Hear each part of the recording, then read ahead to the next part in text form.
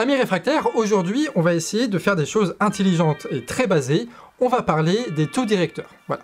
Comme vous savez, les taux directeurs ont augmenté. Hein. La BCE a dit oui, on augmente les taux directeurs. La Fed a dit oui, on augmente les taux directeurs. Tout le monde a dit oui, on augmente les taux directeurs.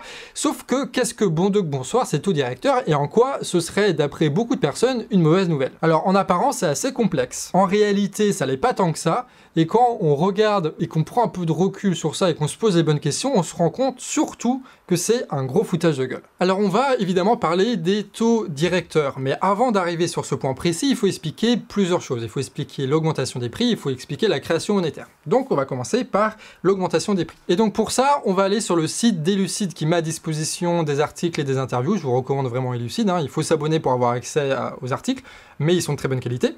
Sachant que là, ils ont mis un article en libre disposition qui s'appelle « Remontée spectaculaire des taux directeurs, le scénario catastrophe » écrit par Berrouillet le 28 juin 2022. Et donc ce qui est intéressant déjà, ça va être ce graphique que vous voyez ici. C'est le taux d'inflation annuel. Donc pour des raisons très pratiques, que je vais vous expliquer peut-être en fin de vidéo si j'oublie pas, ou alors demandez-moi par commentaire si j'oublie. En gros, on va parler pas du tout d'inflation, parce que le mot inflation, il comprend plein de trucs différents, et du coup, quand on parle d'inflation, c'est assez confus. Et nous, on aime bien être clair au Canada, vous nous connaissez. On va parler d'augmentation des prix. Donc ce que vous voyez là, c'est l'augmentation générale des prix qu'il y a partout en Europe et aux États-Unis. En gros, c'est la merde. Comme vous voyez, ça a commencé en 2021, et puis hop, les États-Unis ils sont à 8%, l'Espagne à 8%, la France est à 6%. Vous pouvez voir aussi que la Lituanie sont à 18,5% d'inflation, la Grèce à 10%, les Pays-Bas à 10% aussi, c'est énorme. En vrai, c'est énorme. Imagine les prix qui augmentent de 10%. Donc ce que vous pouvez voir ici, c'est que l'augmentation des prix a commencé début 2021, c'est-à-dire un an avant le début de l'invasion en Ukraine. Voilà, c'est très important parce que Macron, il va faire quelque chose de très simple, il va dire « La guerre en Ukraine est la faute de Poutine ».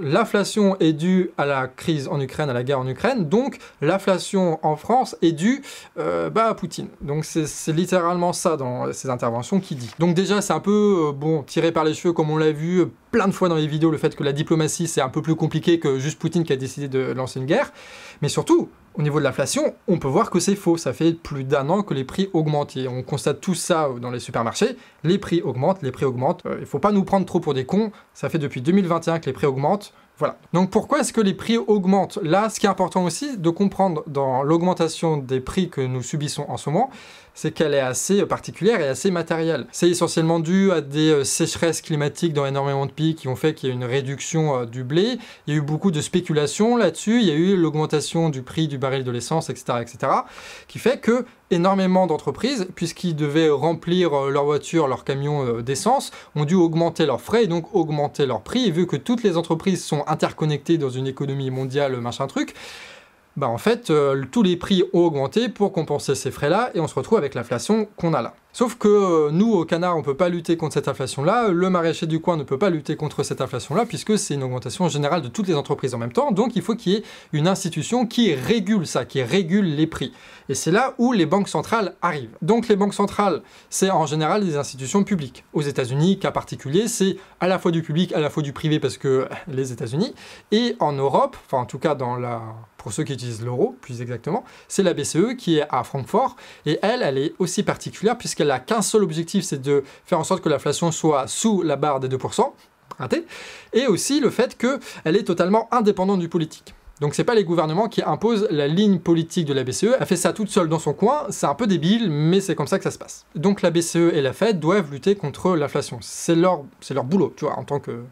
Ils ont des beaux bâtiments, ils ont beaucoup d'administrés, c'est leur boulot de régler l'inflation. Donc quand il y a de l'inflation qui arrive, qu'est-ce qu'ils font? Soit ils font ce qu'on appelle du quantitative easing, ce qu'on peut appeler aussi de l'assouplissement quantitatif. Et si vous avez marre des jargons économistes, retenez que c'est juste imprimer un gros tas de pognon. Voilà, c'est à peu près ça. Sauf que imprimer du pognon, la BCE, elle arrête un peu de le faire en ce moment. Ce qu'elle va utiliser, c'est plutôt le second outil dont elle dispose pour essayer de lutter contre cette inflation-là, c'est augmenter les taux directeurs. Mais qu'est-ce qu'un taux directeur? Vous me direz, on ne peut pas savoir ce qu'est un taux directeur et à quoi ça sert si on ne parle pas avant de création monétaire. Alors, la création monétaire, c'est très simple. 90% de l'argent qui circule aujourd'hui dans l'économie est issu des crédits accordés par les banques privées aux particuliers, aux entreprises. Pour faire simple, grosso merdo. Ça veut dire que quand toi, tu veux acheter une maison on va prendre l'exemple de 100 000 euros, une toute petite maison dans un coin perdu, et ben tu as deux choix. Soit tu payes en cash, mais si tu n'as pas 100 000 euros dans ton compte en banque, ce qui est très possible, tu vas faire un emprunt. Donc la banque privée, le Crédit Agricole par exemple, elle va te donner 100 000 euros. Mais sauf que c'est pas 100 000 euros qu'elle a sur ses comptes en banque, parce que elle n'a pas 100 000 euros. Sauf que l'argent qu'elle va te donner, c'est pas de l'argent qu'elle avait elle. Et c'est pas de l'argent qui est sur le compte des autres personnes, puisque c'est pas parce que toi tu prends 100 000 euros que moi je vais perdre de l'argent sur mon compte bancaire. En fait, il y a une inscription comptable qui est légalement possible, qui fait que les banques privées, donc le Crédit Agricole, quand elle accorde un crédit à quelqu'un, c'est de l'argent qui est juste créé à partir de rien. Voilà, elle crée de l'argent. C'est comme ça que ça marche aujourd'hui. 90% de l'argent dont on se sert aujourd'hui est issu de la création monétaire des banques privées lorsqu'elles font un crédit. Sauf que évidemment, ce crédit, il faut le rembourser. Et du coup, quand tu rembourses à ta banque tes 100 000 euros, la banque, elle détruit ces 100 000 euros en quelque sorte. C'est encore une écriture comptable, c'est du fake, c'est n'importe quoi, c'est l'argent, ça n'a aucun sens. En tout cas, ces 100 000 euros là sont détruits, sauf que évidemment, tu ne fais pas que rembourser ce que la banque a créé pour toi, tu rembourses aussi un intérêt. Il faut que tu donnes 10 000 euros en plus, par exemple. Ce qui fait que tu as toujours plus de dettes que de crédit, puisque tu as les intérêts. Donc tu as toujours plus de dettes que d'argent en circulation. Et dans ce système qui n'a absolument aucun sens, il y a une conséquence très simple, c'est que l'argent qui est créé dépend des emprunts qui sont faits par les gens. Et les emprunts qui sont faits par les gens dépendent des taux d'intérêt qu'impose la banque. Parce qu'évidemment, si le taux d'intérêt est de 2%, tu vas beaucoup plus facilement emprunter que si le taux d'intérêt est à 10% par exemple. Et c'est précisément là que les taux directeurs arrivent. Pour faire simple, encore une fois, tu vas avoir les banques centrales qui vont dire « Les frérots, les frérottes, là, toutes les banques privées, vous allez devoir nous payer 2% d'intérêt sur tous les intérêts que vous allez mettre en place. » C'est-à-dire que toi, le Crédit Agricole, quand tu veux toucher 2% d'intérêt, en fait, il va falloir imposer un taux d'intérêt de 4% aux consommateurs et aux entreprises, puisque tu en as 2 qui vont partir à la banque centrale et 2 qui vont partir dans la banque privée. Donc en gros, plus le taux directeur des banques centrales est élevé, plus les taux d'intérêt des banques privées sont élevés, et donc moins il y a d'emprunts qui sont faits dans la société, et du coup tu as moins de monnaie en circulation. Et inversement, quand tu as un taux directeur qui est bas, tu as des taux d'intérêt qui sont bas, donc tu as théoriquement, encore une fois c'est très théorique tout ça, plus d'emprunts qui sont faits aux banques privées, et donc tu as plus de monnaie en circulation. Ça va? T'arrives à suivre à peu près?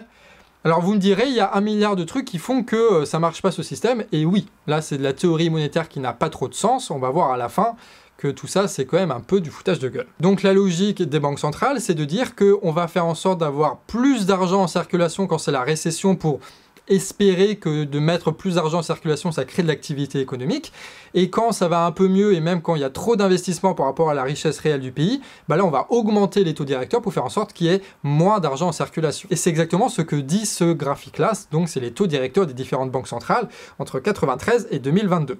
Donc ce que vous pouvez voir, c'est que en période d'accalmie économique, les taux directeurs sont assez hauts pour essayer de réguler les trucs, et dès qu'il y a une récession, tu vas avoir tous les taux directeurs qui baissent pour essayer de mettre un maximum d'argent en circulation pour espérer une reprise de l'activité, et après ça reprend, du coup on remonte les taux directeurs, et puis après ça rebaisse puisque tu as une récession, etc., etc. Et comme vous voyez aussi, le capitalisme fonctionne par crise, parce que c'est un peu de la merde, mais bon, ça on n'y peut rien. Enfin si, on y peut quelque chose, c'est tout l'enjeu de cette chaîne, de notre vie militante, et de tout ce qu'on va faire dans ces prochaines décennies, mais tu m'as compris. Donc en gros, tu as l'argent qui est créé par les banques privées, les banques centrales gèrent les taux d'intérêt des banques privées et elles changent ces taux d'intérêt-là en fonction de est-ce qu'elle veut plus d'argent en circulation ou est-ce qu'elle veut moins d'argent en circulation. Et ça s'appelle les taux directeurs. Voilà, c'est tout. C'est pas plus compliqué que ça. Et donc, ce que nous apprend Olivier Berrouillet, c'est que la Fed, donc la banque centrale états-unienne, pas américaine, a augmenté son taux directeur de plus 0,75 points. Donc ça veut dire, théoriquement, que les intérêts imposés aux consommateurs et aux entreprises par les banques privées vont augmenter de 0,75 points, et du coup il y aura moins d'emprunts contractés, très théoriquement. Et donc ce taux directeur est aujourd'hui à 1,75, et en 2023 ce taux il va doubler, donc ça va passer à 3,5. Et donc 3,5 c'est ici, et ça n'a jamais été aussi haut depuis la crise de 2007. Ce qui n'est jamais très bon signe quand tu fais des comparaisons avec 2007 en général. Quant à la BCE, elle va passer de son historique 0% à 0,25%, ce qui est une remise en question de tout ce qu'elle avait fait pendant des années, puisque pendant des années, le taux directeur de la BCE était soit 0, soit même négatif. Ça n'a aucun sens, mais c'est comme ça que c'était. Donc si on rassemble toutes les informations que nous avons, on a compris qu'il y avait une augmentation générale des prix. Cette augmentation générale des prix, elle est due à des sécheresses, elle est due à, oui c'est vrai, une guerre en Ukraine, à des stress, à des machins, il faut acheter du GNL partout aux États-Unis, machin, ce qui fait augmenter les prix de l'essence et de l'énergie, ce qui fait que, hop, tout augmente. Donc c'est une conséquence très matérielle. L'essence coûte plus cher, du coup tout augmente. On a ça d'un côté, et de l'autre, tu as les banques centrales qui disent on va augmenter les taux directeurs, c'est-à-dire qu'on va diminuer la masse monétaire en circulation. Donc pour répondre à l'augmentation des prix, les banques centrales proposent de diminuer le pognon en circulation. Donc on ait moins de fric en fait. Et qu'on soit tous les acteurs économiques, tous les salariés en concurrence ensemble encore plus forte pour avoir le précieux pognon qui vont nous permettre de payer et le loyer, et la bouffe, et l'essence. Est-ce que là tu commences à comprendre à peu près la douille qui est en train de se passer? Ce qui est marrant aussi, c'est que le fait que tu aies la BCE qui ait augmenté les taux directeurs, tu as le divin marché du coup qui a réagi à ça. Et il est très capricieux le marché, c'est un peu un enfant qui décide de nos vies, des familles de millions de personnes, le marché. Et du coup ils ont dit, ah tiens, c'est pas bon signe que la BCE fait ça, du coup on va augmenter les taux d'intérêt que nous imposons aux obligations d'État français, donc qui vont passer de 0 à 2,4%. Du coup les obligations d'État, c'est par ce moyen-là que la France arrive à s'endetter pour payer son budget constamment en déséquilibre. Ce qui fait que grâce à la BCE, nous devons donc maintenant payer 2,5% toutes les dettes que nous contractons aujourd'hui, ce qui représente des milliards et des milliards qu'on va envoyer aux investisseurs. Donc ça veut dire qu'en plus de l'augmentation des prix, en plus de la baisse de la quantité de monnaie en circulation, l'État va avoir moins de pognon. Tu la vois là d'où y arriver là?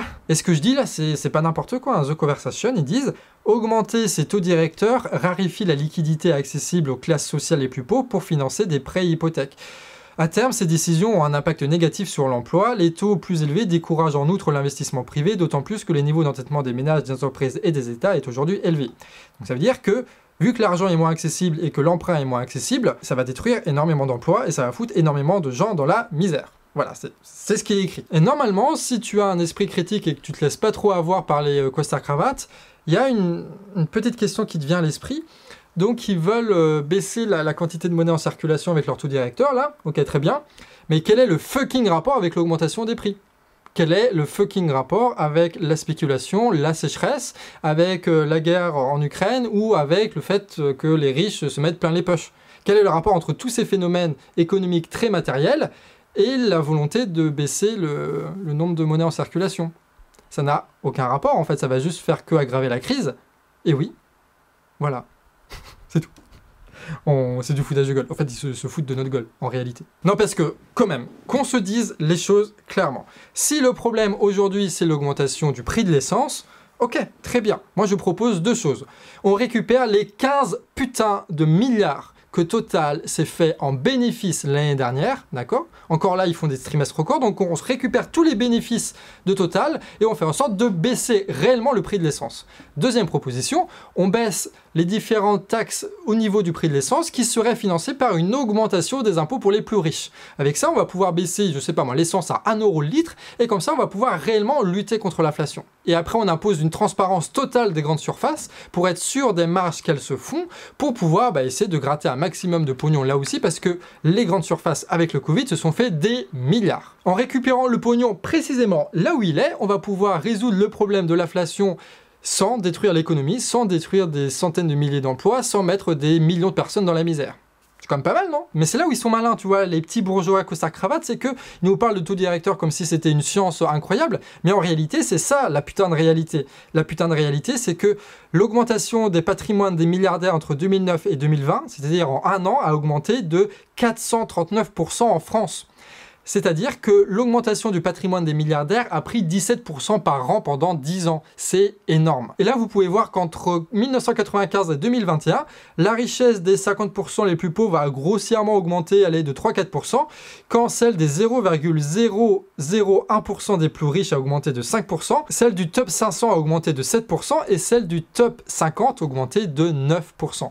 C'est énorme, là encore. Au niveau du patrimoine, là encore c'est flagrant, les 1% des plus riches augmentent de manière considérable leur patrimoine pendant que les pauvres s'appauvrissent d'année en année. Donc on n'est pas face à un problème monétaire qui doit être résolu avec des taux directeurs de machin, de BC, des trucs. Non, on est encore une fois face à un pillage organisé d'une classe sociale qui a tous les moyens médiatique, économique et politique d'imposer la politique qu'elle souhaite. Et la politique qu'elle souhaite, c'est quoi? C'est avoir le taux d'inflation le plus bas possible pour que ses rendements, lorsqu'elle investit, d'accord, puissent lui rapporter un maximum, puisque évidemment, si tu as une inflation à 5% et que ton rendement d'investissement est à 10%, en réalité, tu gagnes que 5%. Et eux, ils veulent gagner un maximum de pognon, donc ils veulent à tout prix lutter contre l'inflation qui a lieu en ce moment, et pour ça, ils sont prêts à sacrifier toute l'économie, puisque évidemment, ce seront les plus pauvres qui vont prendre plein les dents. En fait, les riches et les capitalistes nous font croire que cette situation va être réglée avec les taux directeurs. Moi je dis, cette situation peut être réglée avec un putain d'impôt sur les riches et sur les entreprises riches. Voilà, tout simplement. Un putain d'impôt. Et pas un impôt qui va être pour tout le monde, hein. Non, un impôt progressif, stratégique, sur ceux qui se gavent depuis des années et qui font qu'aujourd'hui, il n'y a pas assez d'argent en circulation et que, il y a des millions de personnes en France qui sont dans la misère. En fait, les capitalistes sont des gens parfaitement incompétents pour gérer l'économie. Ils sont incapables de planifier, d'organiser convenablement l'économie réelle. Ils sont obligés de faire leur pipi de chat avec la monnaie, les taux directeurs de machin, des trucs hyper complexes que personne ne comprend, alors qu'il s'agit simplement de mettre les bonnes personnes au bon endroit pour produire la bonne richesse par rapport à nos besoins.